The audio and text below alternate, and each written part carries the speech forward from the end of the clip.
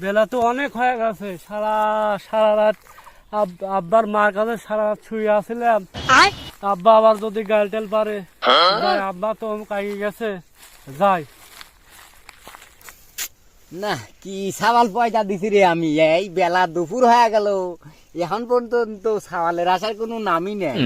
এই সব শালা এই মিসালের দোষ, মিসালের লাইফ হয়ে আমার সাওয়ালটা একবারে চান্দে উঠে গেছে। আজ আসুক।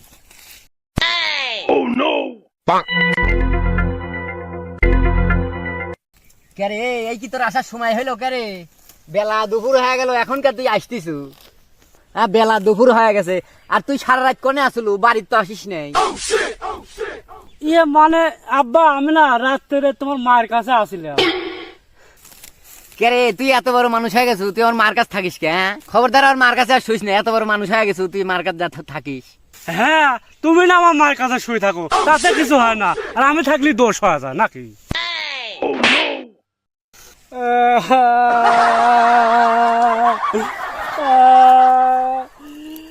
আমাকে মারলো কে? তাহলে হালার পর হালার আব্বা আমার মার কাছে শুয়ে থাকে মারা, আর আমি আমার মার কাছে শুয়ে থাকি দেখি আমাকে লাত্তি দিয়ে ফেলা দিল। বাচ্চা, আমি তোর মার কাছে শুয়ে আসছি, তুই আমাকে মারিছু।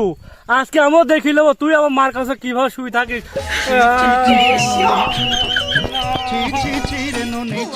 মতো কেন